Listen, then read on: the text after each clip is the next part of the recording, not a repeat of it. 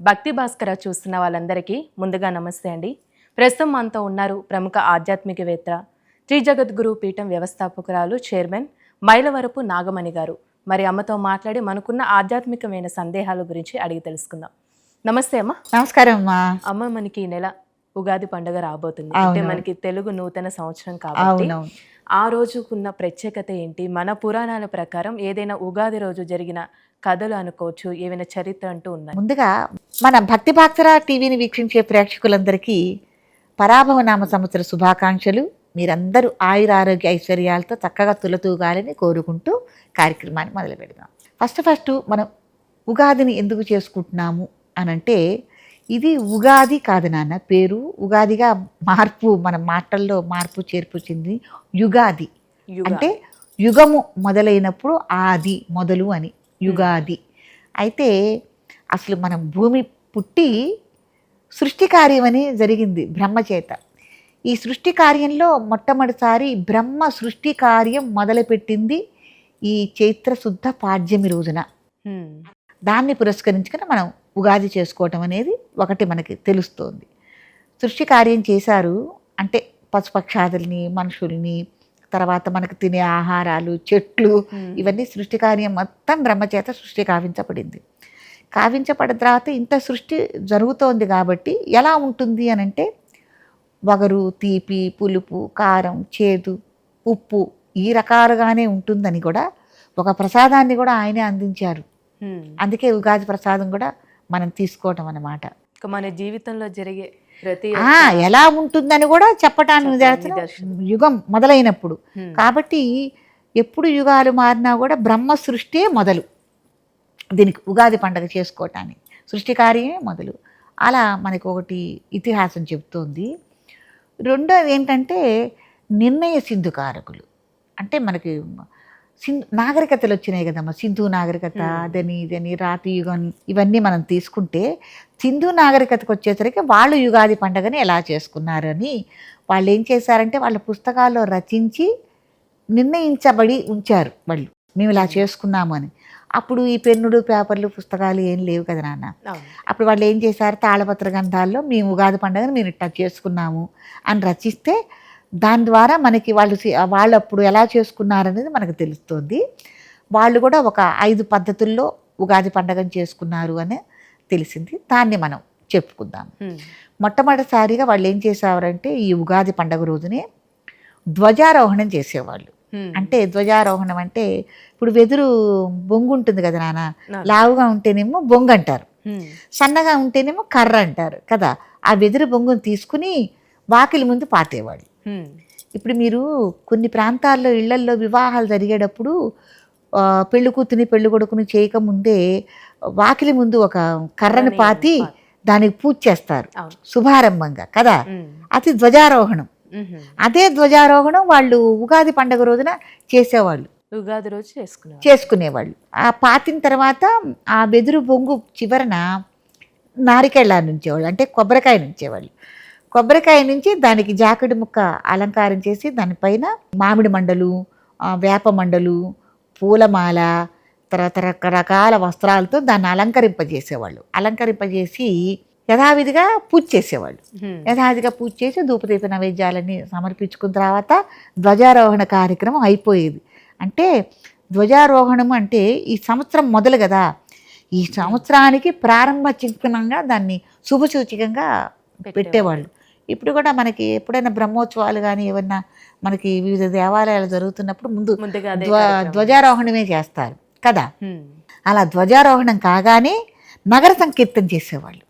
నగర సంకీర్తన అంటే అందరూ చక్కగా చేరి మేళతాళాలతో, వాయిద్యాలతో. ఇప్పుడు మనకి పరాభవ నామ సంవత్సరం కదా నాన్న ఇది. ఈ పరాభవ నామ సంవత్సరం ఒక గొప్పతనాన్ని, ఈ పేరు 10 మందికి గుర్తుండిపోవాలి. ఇప్పుడంటే మనకి మైకులు ఉన్నాయి, టీవీలు ఉన్నాయి, మాధ్యమాలు ఉన్నాయి, అన్నీ ఉన్నాయి, ఫోన్లు ఉన్నాయి, చెప్పుకుంటున్నాం, 10 సార్లు మనం గుర్తు చేసుకుంటున్నాం. పాప ఆ రోజుల్లో వాళ్ళకి ఏమున్నాయి, ఆ సింధు నాగరికత టైంలో ఏమున్నాయి, ఏమీ లేదు కదా. అప్పుడు వాళ్ళు ఏం చేసామంటే నగర సంకీర్తనగా చెప్పుకుంటూ వచ్చేవాళ్ళు గ్రామం అంతా తిరుగుతూ, ఇట్లా పరాభన్నామ సంవత్సరం మనకు వచ్చింది, వర్షం ఇంత ఉంది, పంటలు పండుతాయి, ఆ సంవత్సరం అంతా చెప్పుకుంటూ గానం చేసుకుంటూ నగర సంకీర్తన చేసేవాళ్ళు. అక్కడ 2 విధాలు అయిపోయాయి. నగర సంకీర్తన తర్వాత ఏం చేసేవాళ్ళు అంటే పంచాంగ శ్రవణం చేసేవాళ్ళు. పంచాంగ శ్రవణం తర్వాత అంటే మళ్ళీ ఒకసారి అందరూ కూడి, గ్రామస్తులందరూ కూడి సాయంత్రం పూట పంచాంగం శ్రవణం చేసేవాళ్ళు. ఈ నగర సంకీర్తనకి పంచాంగ శ్రవణానికి మధ్యలో దేవతా పూజలు చేసుకునేవాళ్ళు. దేవాలయాలకు వెళ్ళి కానీ లేకపోతే ఎవరిళ్లలో వాళ్ళు కానీ దేవతా పూజ చేసుకుని ప్రత్యేకంగా ఏం చేసేవాళ్ళే పూర్ణ కుంభాన్ని తయారు చేసేవాళ్ళు. ఈ పూర్ణ కుంభం ఎట్లా, ఎవరి శక్తి కొద్దీ వాళ్ళు, అప్పుడు కూడా బీదాసాదా ఉన్నవాళ్ళు లేని వాళ్ళు ఉంటారు కదా, అప్పుడు మట్టితో చేసిన ఒక ముంత, అంటే చిన్న సైజులో ఉన్నదాన్ని ఒక చెంబులాగా ఉంటుంది కదా, అది ముంత అంటారు.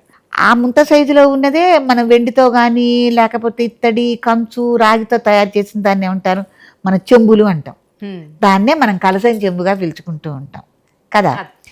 వాళ్ళ శక్తి కొద్దీ ఆ కలసం చెంబు తీసుకుని దాన్ని ఏం చేసేవాళ్ళంటే దాంట్లో శుద్ధ జలాలు పోసి, ఏదన్నా నదీ జలాలు కానీ రకరకాల ప్రాంతాల్లోంచి సరస్సుల్లోంచి తెచ్చుకున్న శుద్ధ జలాలు దాంట్లో నింపుకుని చిటికెడు పసుపు, కుంకుమ, గంధము, అక్షింతలు, ఒక పువ్వు, నవరత్నాలు, తర్వాత పంచలోహాలు, పంచపల్వాలు అన్నీ దాంట్లో వేసి పవిత్రంగా దాని మీద మళ్ళీ ఒక నారికేళ్ళ నుంచి జాకెడు ముక్క నుంచి మనం నోములు వ్రతాలు చేసుకునేటప్పుడు కలిసి ఎలా తయారు చేసుకుంటాను అలా తయారు చేసుకుని దాన్ని అక్కడ ఉంచుకుని దానికి ఏం చేసేవాళ్ళు అంటే పూజాది కార్యక్రమాలు నిర్వహించేవాళ్ళు.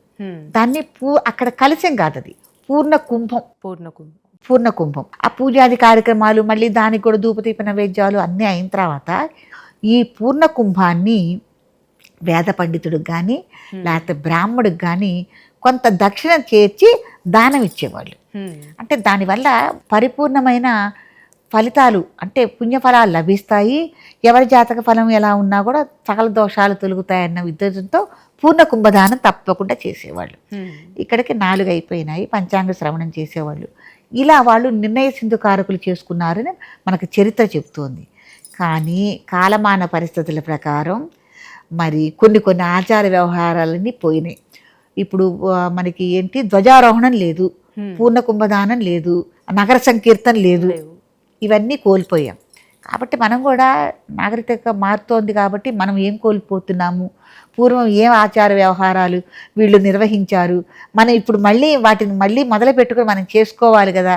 ఇట్లా చేసుకోవటం వల్ల మనకి మంచి పద్ధతులు, మంచి అలవాట్లు వస్తాయి అన్నది మనం కూడా తెలుసుకోవాలమ్మా. ఇప్పుడు మనకేంటి మిగిలింది, పంచాంగ శ్రవణం చేస్తున్నాము, మరి తర్వాత ఉగాది పచ్చడి సేవిస్తున్నాం. ఈ 2 మనం చేస్తున్నాం. ఉగాది పచ్చడి కూడా సేవించారు. 5వది మనం 4 చెప్పుకున్నాం. 5వది ఉగాది పచ్చడి తినటం కూడా వాళ్ళు చేశారు. ఉగాది పచ్చడి కాదు, అది ఉగాది ప్రసాదం. ఎందుకంటే దాన్ని కూడా తయారు చేసుకుని భగవంతుడు నైవేద్యం పెట్టందే మనం అది స్వీకరించాం కదా. కాబట్టి వాళ్ళు నిర్ణయ సింధుకారకులు కూడా ఉగాదిని జరుపుకున్నారని మనకు తెలుస్తుంది.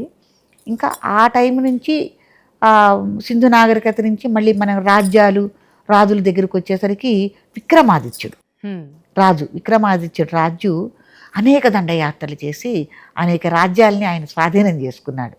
ఇంకా ఆయన జీవితం అంతా స్వాధీనం చేసుకోవటం, దండయాత్రలు చేయటంతోనే సరిపోయి చివరికి ఏం చేశాడంటే ఆయన, నేను ఒక రాజ్య స్థాపన చేయాలి, ఎక్కడొక్కడ స్థిరత్వం కావాలి నాకని ఒక రాజ్యాన్ని స్థాపించుకుని మరి సింహాసనాన్ని అధిష్ఠించాలి కదా నాన్న. అందుకుని ఈ చైత్రశుద్ధ పాడ్యమి రోజునే ఆయన సింహాసనాన్ని అధిష్ఠించాడని, దానికి నిదర్శనంగా కూడా మనం ఉగాది పండుగ చేసుకుంటున్నామని మనకి చరిత్ర చెబుతోంది. కాబట్టి ఇక్కడ మనకి 3 చరిత్రలు ఉగాది పండుగ మనం చేసుకుంటున్నామని చెప్పడం జరుగుతుంది. ఇదే అమ్మ ఉగాది గురించిన విశేషాలు. చాలా చక్కగా తెలియజేశారమ్మా, ధన్యవాదాలు. మంచిదమ్మా.